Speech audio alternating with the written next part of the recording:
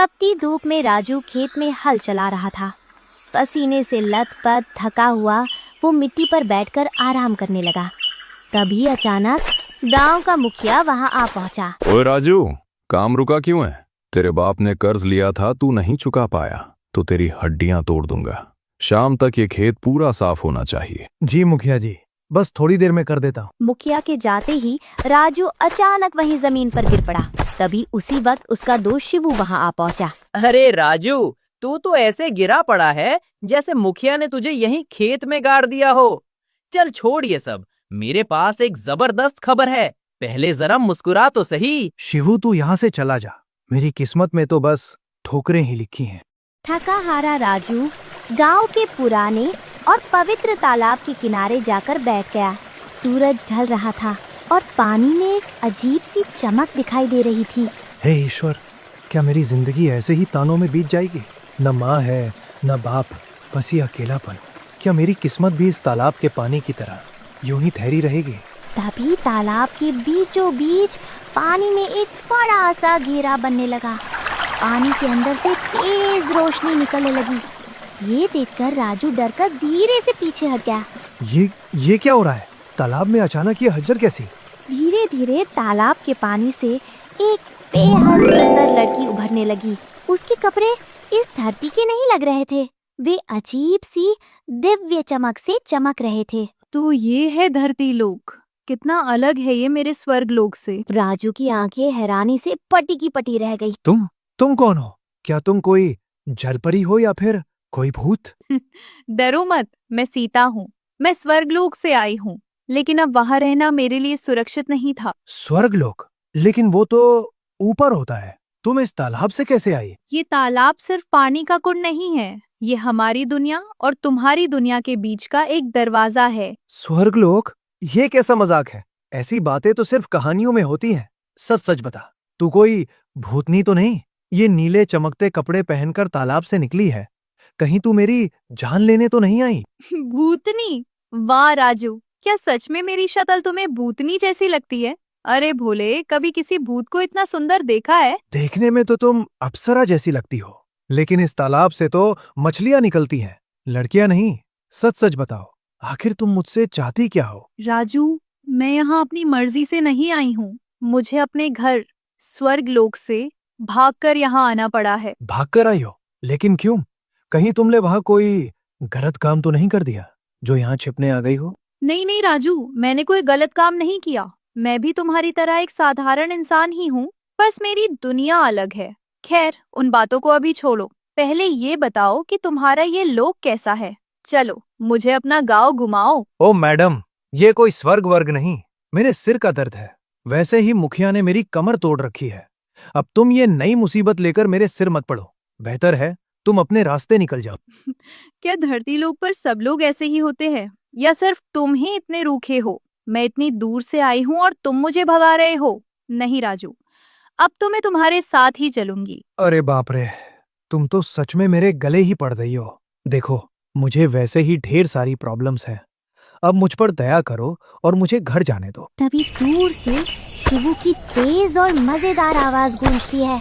ओए राजू, कहाँ मर गया बे? मैं पूरे गांव में तुझे ढूंढ रहा हूँ और तू यहाँ अकेला बैठ के हवा से बातें कर रहा है।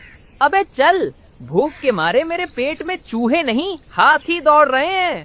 हे भगवान, ये शिवू भी आ पहुंचा। ये तो पूरे गांव का चलता फिरता रेडियो है। अगर इसने तुम्हें देख लिया तो कल तक मेरी शादी की खबर पूरे गांव में फैला देगा। मैं तो अब अपने दोस्त के साथ जा रहा हूँ, तुम अपना देख लो, और हाँ, मेरे पीछे बिल्कुल मत आना। हे भगवान, इस धरती लोक के लोग भी ना कितने अजीब हैं। अब मैं जाऊं तो जाऊं कहाँ? आज तो बाल बाल बच गया। अगर शिवू ने उस अजीब लड़की को देख लिया होता तो कल तक पूरे गांव में मेरी बर्बादी का ढोल बज जाता। अच्छा हुआ वो मुसीबत यहीं पीछे छूट गई। थका हारा राजू जैसे ही अपने टूटे फूटे घर में दाखिल हुआ, सामने का नजारा देखकर उसकी होश उड़ गए। सीता बड़े आराम से उसके बिस्तर पर बैठी उसका इंतजार कर रही थी। आओ आओ राजू, बड़ा समय लगा दिया आने में। मैं तो कब से तुम्हारा इंतजार कर रही हूँ। अरे तुम यहाँ कैसे पहुँच गई? मैंने तो साफ साफ कहा था कि मेरा पीछा मत करना, फिर भी तुम मेरे घर तक आ गई। ये मेरा घर है, कोई धर्मशाला नहीं जहाँ जो चाहे आकर बैठ जाए। पीछा? अरे नहीं राजू, मैंने तुम्हारा कोई पीछा नहीं किया। जरा ध्यान से देखो, मैं तो तुमसे पहले ही यहाँ पहुंचकर आराम से बैठी हूँ। तो असल में पीछा तो तुमने मेरा किया है, मैंने तुम्हारा नहीं। वाह, इसे कहते हैं उल्टा चोर कोतवाल को डांटे। कमाल की बेशरम लड़की हो तुम। सुन लो, ये मेरा घर है, यहाँ मेरी ही मर्जी चलती है, इसलिए बेहतर होगा कि अभी के अभी यहाँ से निकल जाओ। तुम कितने पत्थर दिल हो राजू, एक अकेली लड़की को इस अंधेरी रात में घर से बाहर निकाल रहे हो। इस अनजान दुनिया में मेरा कोई ठिकाना भी नहीं है। बताओ, मैं जाऊं तो जाऊं कहाँ? क्या सच में चाहते हो कि जंगल के जानवर मुझे खा जाएं? अजीब मुसीबत है, पर इस अंधेरी रात में इसे बाहर निकालना भी ठीक नहीं। चलो, आज की रात यहीं रहने देता हूँ। क्या सोच रहे हो राजू? कुछ बोलोगे भी या ऐसे ही पत्थर की मूर्ति बनकर खड़े रहोगे? ठीक है, आज की रात रुक जाओ, पर याद रखना, कल सूरज उगने से पहले तुम्हें ये जगह छोड़नी होगी। मैं एक भी बहाना नहीं सुनूंगा, समझे? सीता चैन से जमीन पर ही चादर बिछाकर ऐसे सो जाती है जैसे बरसों बाद उसे सुकून मिला हो। उसे गहरी नींद में देख राजू हाथ जोड़कर खड़ा रह जाता है। हे प्रभु, पहले ही मुखिया ने मेरा जीना हराम कर रखा है, अब ये नई आफत मेरे गले क्यों मरती? किसी ने इसे यहाँ देख लिया तो लोग बातें बनाएंगे, और सच बताया तो सब मुझे पागल समझेंगे। अब क्या करूं मैं? अगले दिन राजू खेत में पसीना बहाते हुए काम तो कर रहा है, पर उसका दिल और दिमाग घर पर ही अटका हुआ है। तभी शिवू हाथ में दातुन लिए बड़े टशन के साथ वहाँ धमकता है। ओहो, आज सूरज किधर से निकल आया बे? राजूदा, आज तो तुम घोड़े की रफ्तार से हल जोत रहे हो। क्या बात है, रात में कोई लॉटरी हाथ लग गई क्या, जो इतनी फुर्ती दिखा रहे हो? नहीं भाई, ऐसी कोई बात नहीं है। बस घर में मन नहीं लग रहा था, तो सोचा सूरज उगने से पहले ही खेत निपटा लूं। चल, बहुत काम कर लिया, अब हल छोड़ और चल मेरे साथ अपने घर। आज तेरा भाई तेरे लिए कड़क चाय बनाएगा। दोनों बैठ के गप्पे मारेंगे और गांव भर की बुराई करेंगे। बहुत मजा आएगा। नहीं, मतलब आज नहीं शिवू, आज मैं तुझे घर नहीं ले जा सकता। तू कल आना, ठीक है? अबे, ये कौन सी नई बीमारी है? आज से पहले तो तूने कभी मना नहीं किया। क्या घर में कोई खजाना गार रखा है या किसी को छिपा रखा है? सब ठीक तो है ना? हे भगवान, अब इसे कैसे समझाऊं? अगर इसे भनक लग गई कि घर में कोई लड़की है जो खुद को स्वर्ग लोक की बताती है, तो ये तो मुझे पागल खाने भिजवा देगा। और पता नहीं वो सीता अब तक वहाँ से गई भी है या नहीं। मुझे फौरन जाकर देखना होगा। अबे, कहाँ खो गया?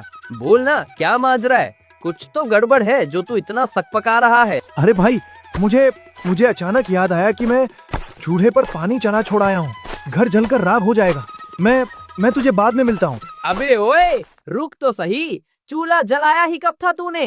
अरे सुन तो, कैसा अजीब होता जा रहा है ये लड़का। राजू बिना पीछे मुड़े सरपट घर की तरफ ऐसे भागता है जैसे उसके पीछे कोई भूत पड़ा हो। राजू हाफता हुआ घर पहुंचता है और देखता है कि सीता बड़े चाव से घर का कोना कोना ऐसे चमका रही है जैसे कोई महल सजा रही हो। पूरा घर शीशे की तरह चमक रहा है। अभी तक यहीं हो? साफ कहा था ना कि सूरज उगने से पहले निकल जाना। ये सब चमक धमक दिखाने को किसने कहा? मेरी नजरों में भला बनने की जरूरत नहीं है। चलो, अभी के अभी निकलो यहाँ से। इतना बिखरा हुआ घर मुझसे देखा नहीं गया, सोचा थोड़ी मदद कर दूं। तुम तो बस हर बात पर डांटना जानते हो। नहीं चाहिए तुम्हारी मदद, बस चली जाओ यहाँ से, वही मेरे लिए सबसे बड़ा एहसान होगा। राजू की तीखे बोल सुनकर सीता का चेहरा उतर जाता है। उसकी आंखों में आंसू भर आते हैं और वो सुबक सुबक कर रोने लगती है। अरे, अब ये नया ड्रामा क्या है? तुम रो क्यों रही हो? चुप हो जाओ, वरना कोई सुन लेगा।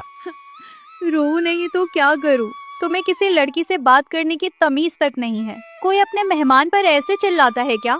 मैं तो बस तुम्हारी भलाई सोच रही थी। देखो, बुरा मत मानो, असल में मैं बचपन से ही अकेला रहा हूँ ना, तो घर में किसी और को देखने की आदत नहीं है, इसलिए जरा चिड़चिड़ा हो जाता हूँ। अकेले? क्या तुम्हारे माता पिता तुम्हारे साथ नहीं रहते? वो कहाँ हैं? मुझे उनके बारे में कुछ नहीं पता। गांव वाले मुझे अनाथ और मनहूस कहते हैं। आज तक मैंने अपने माँ बाप की सूरत तक नहीं देखी। उदास मत हो राजू, मैं तुम्हारा दिल दुखाना नहीं चाहती। चलो, ये सब छोड़ो और आज मुझे अपना धरती लोक घुमाओ। ना बाबा ना, ये आफत मोल नहीं लेनी मुझे। किसी ने तुम्हारे जैसी अप्सरा को इस बदनसीब के साथ देख लिया ना, तो पूरे गांव में भूचाल आ जाएगा। लोग जीने नहीं देंगे मुझे। वाह, बातों बातों में तुमने मेरी तारीफ भी कर दी। चलो, कम से कम आज मैं तुम्हें अप्सरा तो लगी, वरना कल तक तो तुम मुझे चुड़ैल, भूतनी और पता नहीं क्या क्या समझ रहे थे। दोनों के बीच ही प्यारी नोकझोंक चली रही थी कि तभी बाहर से शिवू की तेज आवाज आती है।